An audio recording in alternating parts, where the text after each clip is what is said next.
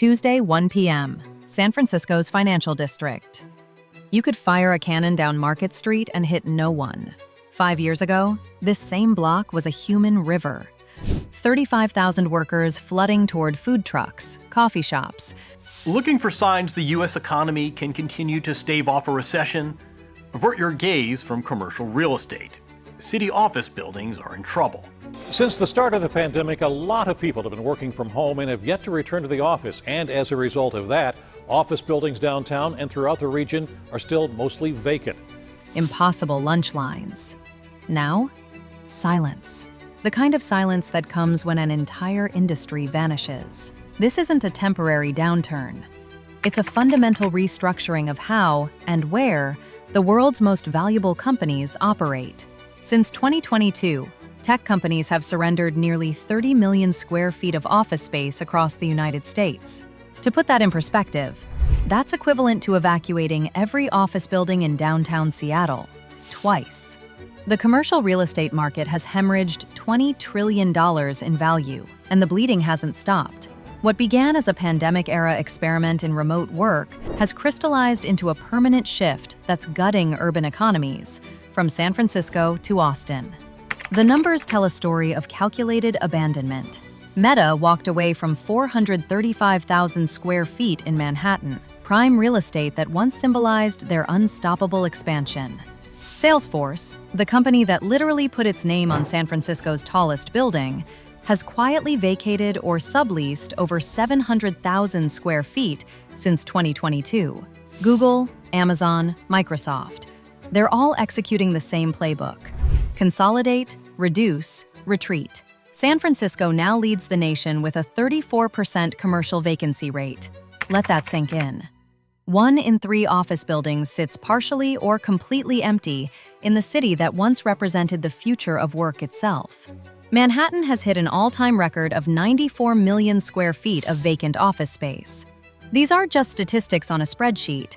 They're the architectural manifestation of a seismic economic shift. The void is spreading. Behind every empty desk is a person whose career trajectory just hit a wall.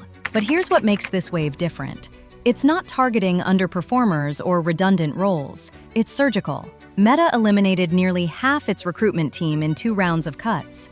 Google offered voluntary buyouts to employees in its core search and advertising divisions, the very units that print money. Amazon gutted entire experimental teams and internal innovation labs. These weren't mercy killings of failing projects. They were strategic sacrifices at the altar of efficiency. The message from Silicon Valley's corner offices couldn't be clearer. The era of growth at all costs is over. Welcome to the age of doing more with less. The math is brutal. According to McKinsey, the average tech company reduced headcount by 12% from 2021 peaks, while simultaneously increasing revenue per employee by 19%. Tech hasn't just optimized, it's mastered the art of profitable contraction. If you made it this far in the video, please like and subscribe to the channel so we can continue to bring you quality content on the market. Mark Zuckerberg declared 2023 Meta's Year of Efficiency. What that meant in practice: administrative staff slashed, internal programs terminated, and a systematic purge of anything that didn't directly contribute to quarterly results. The free meals vanished. The on-site massages ended.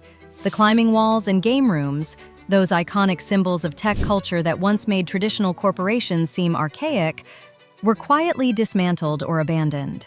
What remains is a work environment that feels less like the innovative playgrounds of the 2000s and 10s, and more like the corporate offices tech companies once mocked. Companies have responded by shedding real estate at a pace that would have seemed unthinkable 5 years ago. The tech industry has returned more than 30 million square feet of office space since early 2022, an 18% reduction in their total footprint nationwide. The void is now measurable in square miles. Entire floors sit dark and empty, their Herman Miller chairs gathering dust, their whiteboard walls still covered in half-erased strategy sessions from 2020. Public transportation tells the same story. Ridership in areas like San Jose has plummeted 60%. The buses still run their routes, but they're carrying ghosts. Municipal transit systems, already fragile after years of underinvestment, what was once a virtuous cycle of economic growth, has reversed into a vicious spiral of decline. Just when cities thought they'd weathered the storm of remote work, another wave hit: artificial intelligence. The rise of AI hasn't just automated routine tasks, it's fundamentally changed how tech companies think about staffing. Why maintain a team of 10 when AI-assisted tools can enable 3 people to do the same work? Why lease 5 floors when you only need 2? The widespread adoption of AI tools has intensified every trend that was already hollowing out tech offices. Companies are discovering they can maintain or even grow output with dramatically smaller teams. The promise of AI isn't creating new jobs at anywhere near the rate it's eliminating existing ones. And crucially, the work that remains doesn't require physical proximity in the same way traditional tech development once did. This isn't happening in isolation. The simultaneous rise of AI and the normalization of remote work have created a 1-2 punch that's left urban centers reeling. Employee engagement in the tech sector has collapsed from 38% to 27% over just 5 years. That's not a marginal decline. It's a fundamental erosion of connection between workers and their work.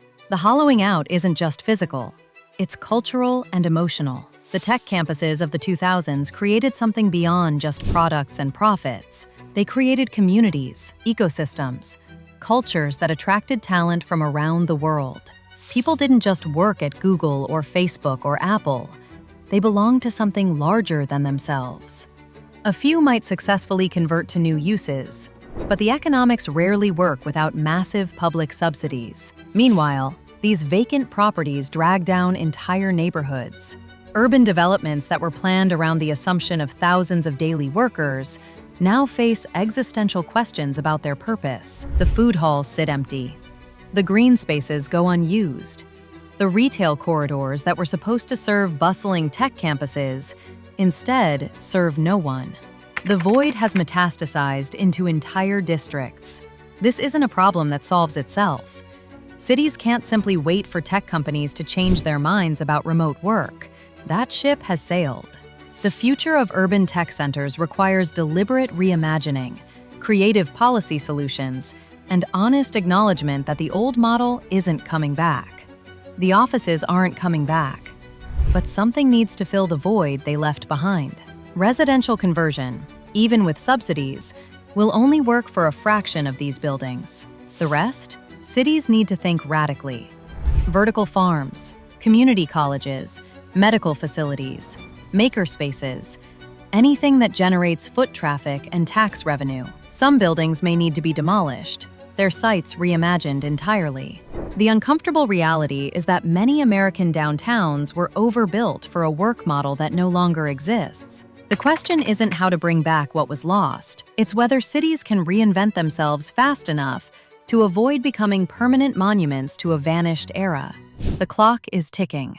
The void is growing, and nostalgia won't pay the bills. At Market Media, your opinion matters to us. Share your story in the comments below. Don't forget to subscribe and like the video.